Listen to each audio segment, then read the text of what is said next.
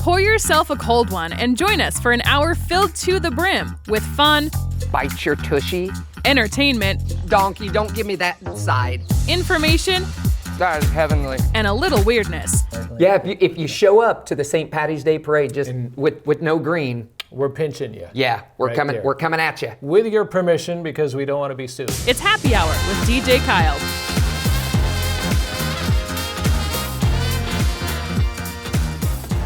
Hello and welcome to Happy Hour. I'm your host, DJ Kyle. We have a fantastic show lined up for you.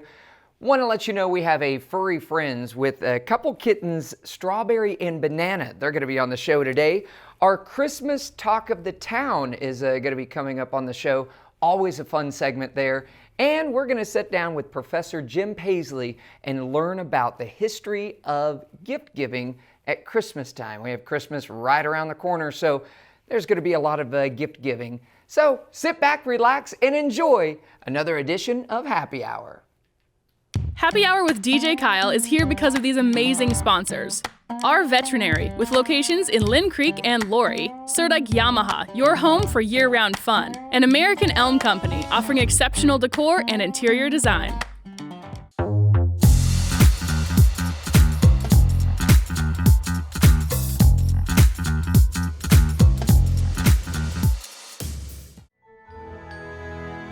Christmas for the Surdike family involves chilling out and spending lots of time by the fire with plenty of gift giving. Before grandkids, we enjoyed a beautiful midnight mass. Now it's a morning celebration with a church full of high-spirited friends and family.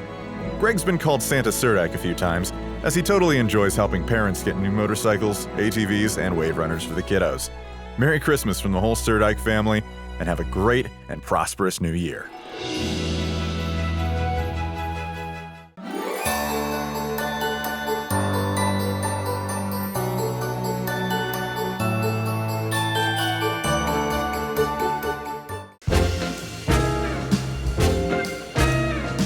Elevate your decor this season with the award-winning American Elm Company. We partner with leading national and international designers, suppliers, and local artisans to bring you the most eclectic, unique, and fascinating home decor, furnishings, and gifts. With 2 convenient locations featuring various design styles, you'll have no problem finding your next favorite piece. Visit us online to shop, schedule an interior design consultation, and more. Welcome back to Happy Hour. I'm your host, DJ Kyle, and in the co-host seat here, we have Professor Jim Pasley with us. Professor Jim, thank you so much for coming on the show. Me. And as you know, we have Christmas coming up pretty soon, and a lot of holiday traditions, such as gift giving. Right. And I understand that you're here to tell us a little bit about the history of gift giving. Absolutely, and it's kind of fascinating when you think about it, because everybody does it. This is a shopping season, and what are the Black Friday and all that. The women are all that. We can't wait. Leave at 6 in the morning to go shop and all. And no matter how many times you're thinking, I'm not going to do gift giving. My Right. mom's notorious every year. This year, we're not going to give gifts. And then you look under the tree, and there's lots of boxes wrapped up. So and that's always fun. If you don't ever want to take them up on that and not have a gift, because they're going to give you one. Exactly. So it's tough not to give gifts, but where did that all start from? Exactly. And let's talk a little bit about that. For Christmas, is a centuries-old tradition. But it never was really an official American national holiday until 1870, after the Civil War. A lot of people think, well, it's always been here, when the immigrants came here originally and settled. But it was a fellow by the name of Burton Chauncey Cook. He was in the House of Representatives from Illinois, and he introduced a bill to actually create the Christmas holiday. So, again, we can't do it without the government telling us, right? Right. Now you can holiday. Right. And what's interesting, it was none other than Ulysses S. Grant that signed off on it and gave us our official Christmas holiday. So thank you, Ulysses. Now, it's kind of interesting in the fact that, we're talking about the period right after the Civil War. And it's unique in that the North and South were divided on whether or not you should even have Christmas. In the northern states, they basically looked at it from the standpoint that it was a sin to have Christmas celebrations, that it was somehow sinful with all the spending and the partying and everything else, and they thought Thanksgiving was more important. But the Southerners, coming from their different countries throughout Europe, they carried that tradition with them. And in the South, Christmas was a really big thing. And so it's not surprising that Alabama, Louisiana, and Arkansas were the first 3 states to officially recognize Christmas as a holiday. So, Interesting. yeah, it's kind of a Southern thing. Now, for most people, Christmas is all about the presents, right? But you have to ask yourself, how did that start? How did we wind up giving these gifts, right? Now, for that reason, not many people know the history of Christmas gift giving, and I thought, hey, let's talk about that. Yeah. Now, this year, people, it's estimated that we're going to spend somewhere around $950 billion, billion with a B, Yeah. on Christmas presents. And if you got kids or grandkids, you know that every year it gets a little more expensive. Oh yeah, right? yeah. You can't go out and get a $5 gift anymore. No, well, you can, but you're not very well thought of, right? Exactly. Now, basically, Christians will tell you that it's to celebrate the birth of Christ. But gift giving for this holiday actually originated long before Christ was born. Others will tell you that they're just following a tradition. And how many times do we do that? We follow a tradition. Well, we always did it that way. And so that's what happens, Now, the truth is that most people really don't care about the history. They're more excited about all the stuff that they're going to get December 25th, right? But you guys know me, I'm going to have to tell you the history. So sit back, pour you a cup of coffee, and think about this. In early America, there was no Christmas gift giving. None, all right? And the Puritans, the Pilgrims, they disapproved of celebrating Christmas, right? Now you're thinking, well, they're Christians, aren't they? No, it was sinful, right? Now, on May the 11th of 1659, the Massachusetts Bay Colony actually went so far, their little legislature, to ban Christmas. All right? Talk about a bunch of Ebenezers, there it was, right? So, no Christmas for you. And they went so far as to say, if we catch you celebrating Christmas, we're going to fine you. The government will fine you, all right? And they passed some legislation, and I'll just read it to you. The legislation stated that the ban was needed for preventing disorders arising in several places within this jurisdiction, by reasons of some still observing such festivals as were superstitiously kept in other countries, to the great dishonor of God and the offense of others. It's therefore ordered that whomsoever shall be found observing any such day as Christmas or the like, either by forbearing of labor, feasting, or any other way, upon any such account as aforesaid, every such person so offending shall pay for every such offense 5 shillings. Wow. Boy, that's intense. That's pretty If you intense, get together and isn't have a it? dinner and call it a Christmas dinner, That's right. we're going to find you. We're going to find you. Each right? one of you. And that ban remained in place for 22 years. Well, I tell you what, a Christmas dinner's good enough. Right. Pass the stuffing. Yeah, Here's a couple shillings. Fun-loving bunch. Right. Yeah, I'll go ahead and pay the fine. Yeah. Right. You'd be the type to do that. Now, this opposition to the holiday, even though 22 years later they lifted that, it lasted all the way into the 19th century. Okay, which was fascinating. In New England, kids still went to school in the 1800s. During Christmas Day, they had to go to school. Yeah. So you think, weren't the Puritans Christians? Didn't they honor the birth of Christ? Well, of course they were Christians, and they took the faith incredibly seriously. And most Christians don't realize this, but Christians didn't celebrate anything close to Christmas that resembled Christmas in late December for the first 300 years of the Christian faith. 300 years, all right? Now, the Romans had a festival that they did in late December. It was called Saturnalia. And what it was, when you have the winter equinox where all of a sudden the days, go from being shorter to start getting longer. That's when the festival was, and they chose the end of December to celebrate that.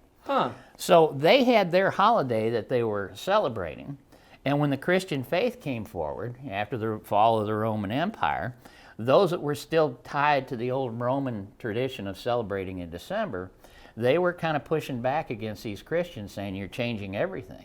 And in an effort to appease the people of Rome, and the Roman Empire, the Christians said, all right, we'll go ahead and we'll still continue to have a holiday in December, but now it's going to be about the birth of Christ. It's not going to be about the sun. I see. Yeah. Oh, okay. So kind of interesting. So that kind of just took a change. A little twist right there, right? Now, it's interesting in that in the Middle Ages, they came up with the idea of giving gifts, and it's kind of tied to that Saturnalia thing, because back when the Romans were doing this, the day of holidays, the holiday and the festivities and everything, one of the unique things that happened was the lords of the manors, the rich folks, would take all of their serfs and their peasants and slaves, and they would give them like bundles of firewood, or they'd give them food or whatever. It was one day. Yeah, that would be the gift biggest giving. reason why they did that is because they've been sitting there all through the fall, not working the fields or anything. They're sitting in their little hovel while the guy's up there in his castle, and they're not very happy. So they'd come down, in December, and they'd say, here's some stuff, you're a good man, right? Yeah. And so it kind of appeased the masses, if you will. So that gift-giving thing was more to appease the masses, to keep them from revolting and overthrowing all the other When folks. did it come to gift giving for Christmas? Well, like I say, it tied directly to the Saturnalia thing, because that was the key to that festivity. And when the Christians came into the Roman Empire, and that's when they said, we'll do gifts on this day. So we'll still do the gift part. Yeah. I see. And so that's kind of where it all started. All right. Wow. So a long time ago. All right. Now, of course, us here in the United States, it's become quite the deal, right? And merchants, naturally, here in the New World, as things started moving and we had bigger and bigger towns, we started talking about gift giving. And there was a group called the Knickerbockers. They were wealthy businessmen up in New England, and they got together and they adopted things like the Christmas Carol and Santa Claus and all of these different great writings of the time, the 12 Days of Christmas, and they adopted that and used that to promote the Christmas season and get people to buy in their stores. Wow. Yeah. So kind of neat, And so basically what happened is that we started adopting this around the 1820s. And in the newspapers you'd see everybody, oh, well, you don't want to be an Ebenezer Scrooge. Yeah. And so you need to better go out go and give buy gifts. some gifts. Huh. And it worked great. It was all about the promotion, just like Black Friday. Yep. And it's funny, Black Friday, where that came from, it came from every year when they had this big push for Christmas gifts, the taxi drivers in Philadelphia, of all places, said this is a nightmare, because what happens is the traffic's terrible. Everybody's coming to these little towns and buying all this stuff you can't get anywhere, and they called it Black Friday. Interesting. Yeah, a lot of people think, well, it has to do with, finally the businesses get into black. No, it was... They saw it as a nightmare. As a nightmare. Yeah. And I've been to some of those Black Fridays, folks. So they aren't very good. Sometimes it is. It is a nightmare. Yeah, watching everybody fight for stuff. Professor Jim, thank you so much for coming on the show. Thank you. Thank you for telling us about the history of gift giving. So now as you go throughout this Christmas, you know a little bit more about the history of gift giving. We have more coming up right after this. Merry Christmas, everyone.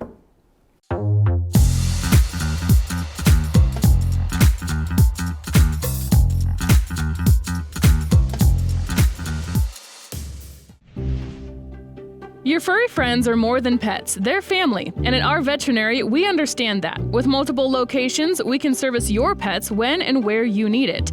Our team of professionals offer routine wellness, orthopedic care from broken bones to joint repair, and even emergency services. We are ready to welcome your pet to our family with medical or preventative care. Our veterinary, with 6 convenient locations, the team providing exceptional care for your pet when and where you need it.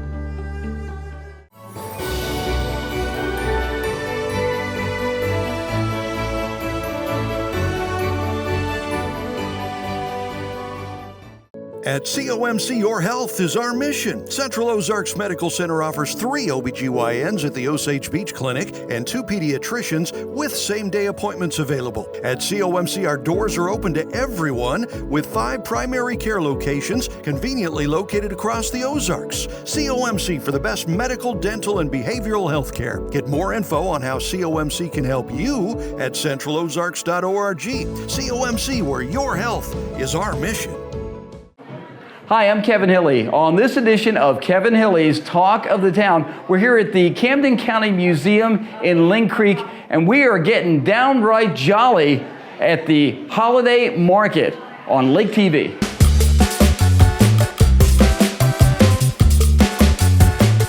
What did everybody tell Ralphie in A Christmas Story when he said he wanted a Red Ryder BB gun? He heard the same thing from everybody. What was it? I don't remember that one. My mom knows this. Yeah, but your mom's not here. Mom knows this. Dang it. What do they tell him? You'll what? You'll kill yourself? Well, Oh man, I don't remember that one. You'll shoot your eye out. yeah, that's right. Exactly right. 2 weeks before Christmas is, according to a survey, the most popular time for couples to do this. What do you think it is? 2 weeks before Christmas. Get married? No. No. Quite the opposite. Do I stay TV appropriate? It's nothing like that, I can How tell about you. shopping? Shopping? No, it's not shopping. I like how she's thinking about us, though. I appreciate that. No, it's not. It's breaking up, believe it or not. Oh. Break up 2 weeks before Christmas. And when they decide they're going to, you know. That's a terrible time to get a divorce. I'm telling you. What holiday treat has flour, suet, figs, and other dried fruit? Suet. I don't know. That doesn't sound I very don't good. even know what suet is. It just sounds completely You got a hint no, for no, me? No, we're not doing phone a friend here. That's for sure. Oh, I can't think of the name. It's like a Jell-O kind of thing. Oh gosh. It's in a song too. Figgy pudding. Oh, figgy pudding. Now, Oh, okay. Don't bring us some figgy pudding. I gotcha. Hey, thanks for joining us for this holiday edition of Kevin Hilley's Talk of the Town. You can catch me each day on the radio, Monday through Friday from 5:30 to 10 on 94.3 Cat Country with Hilley and Hart, and then 10 a.m. to 2 p.m. each day on 101.9 The Wave. From all of us here at Lake TV, have a wonderful holiday season.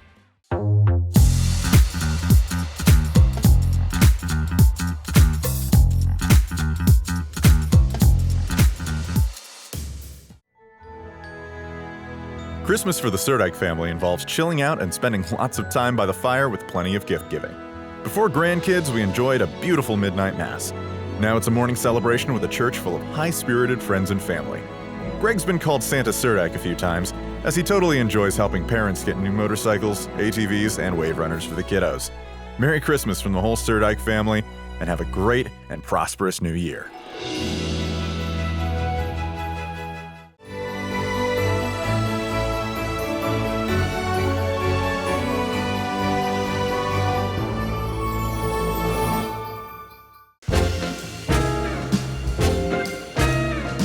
Elevate your decor this season with the award-winning American Elm Company. We partner with leading national and international designers, suppliers, and local artisans to bring you the most eclectic, unique, and fascinating home decor, furnishings, and gifts. With 2 convenient locations featuring various design styles, you'll have no problem finding your next favorite piece. Visit us online to shop, schedule an interior design consultation, and more. Your furry friends are more than pets, they're family, and at our veterinary, we understand that. With multiple locations, we can service your pets when and where you need it. Our team of professionals offer routine wellness, orthopedic care from broken bones to joint repair, and even emergency services. We are ready to welcome your pet to our family with medical or preventative care. Our veterinary, with 6 convenient locations, the team providing exceptional care for your pet when and where you need it.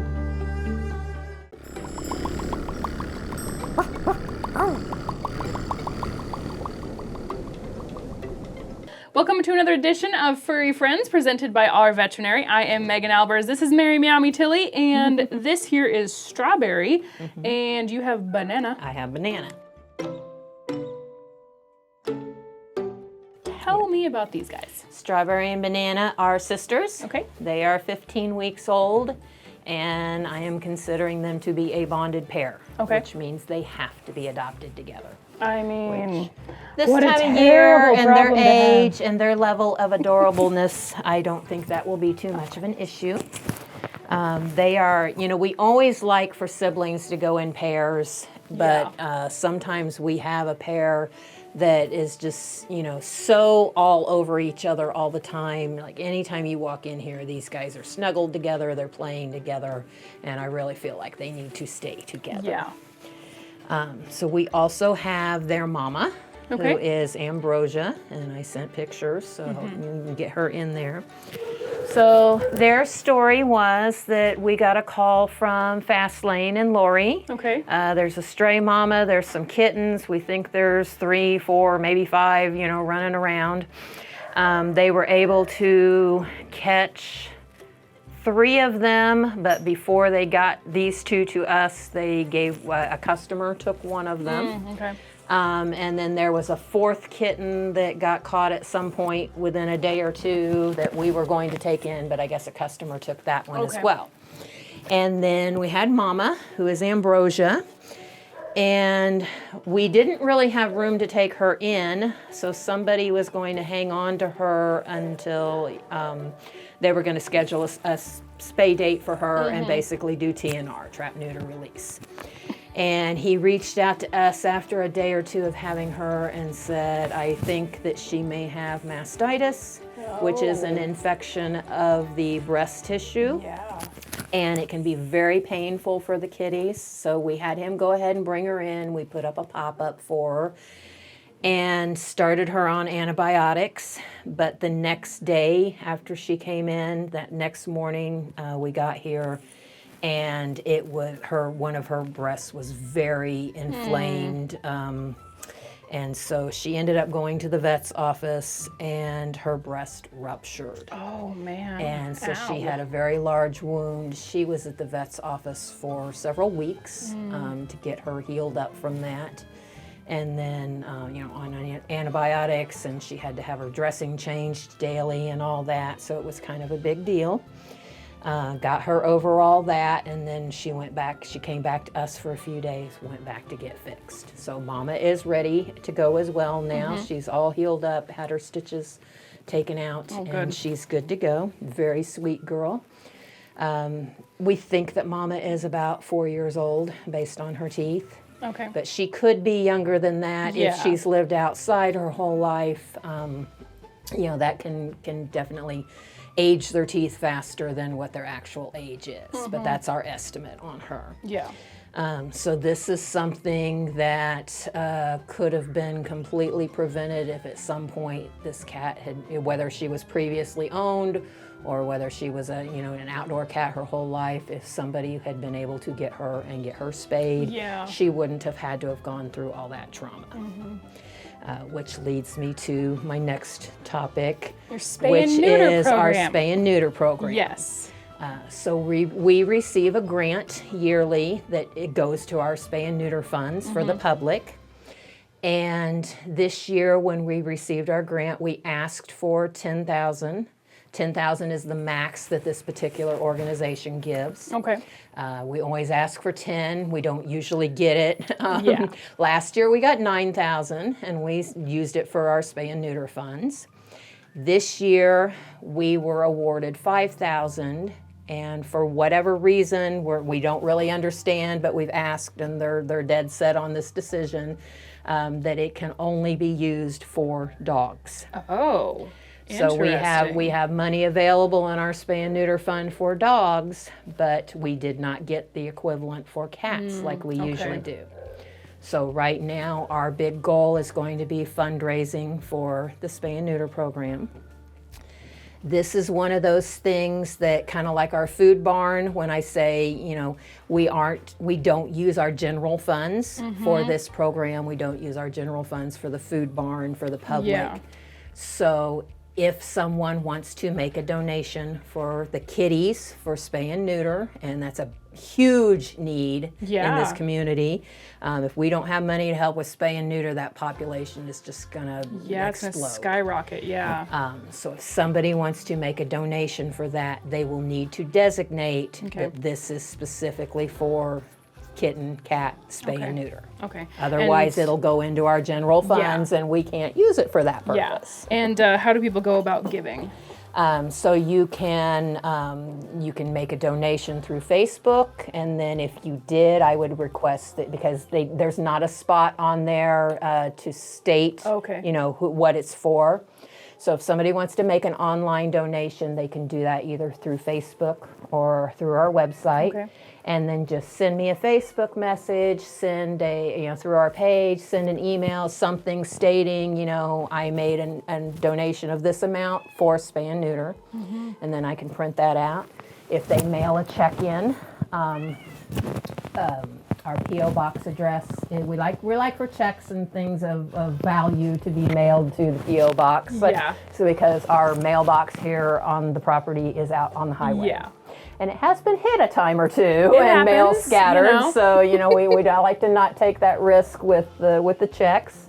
You can make a donation and mail it in with a check and just state, put a little note in there either on the check or on a piece of paper, spay and neuter funds for kitties, or they can bring it in person. Okay, all right, sounds good. Well, you heard that. Remember to designate your donations to the Spay Neuter program for the kitties. OzarksCatandCanine.com, and I'm sure it has all the other ways you can give listed there as well. Yes, okay, they're there you go. on our website, on the donation page. There's our link to our Chewy and our Amazon wish list. There's lists of items that we use here at the shelter on a daily basis. So lots of different ways that people can give. All right, perfect. And of course, you can, as always, apply to adopt this super fun and a little rambunctious pair. Again, OzarksCatandCanine.com. That does it for another Furry Friends presented by our veterinary. I think he's hungry.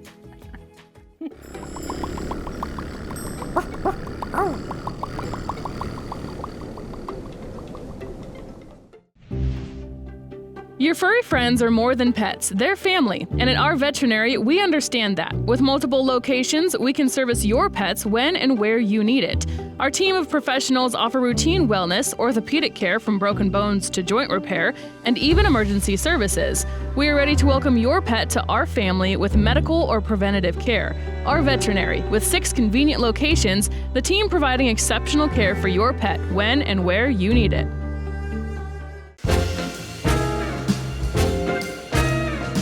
Elevate your decor this season with the award-winning American Elm Company. We partner with leading national and international designers, suppliers, and local artisans to bring you the most eclectic, unique, and fascinating home decor, furnishings, and gifts. With 2 convenient locations featuring various design styles, you'll have no problem finding your next favorite piece. Visit us online to shop, schedule an interior design consultation, and more. At COMC, your health is our mission. Central Ozarks Medical Center offers 3 OBGYNs at the Osage Beach Clinic and 2 pediatricians with same-day appointments available. At COMC, our doors are open to everyone with 5 primary care locations conveniently located across the Ozarks. COMC for the best medical, dental, and behavioral health care. Get more info on how COMC can help you at centralozarks.org. COMC, where your health is our mission. Happy Hour with DJ Kyle is here because of these amazing sponsors. Our veterinary, with locations in Lynn Creek and Laurie. Surdike Yamaha, your home for year-round fun. And American Elm Company, offering exceptional decor and interior design.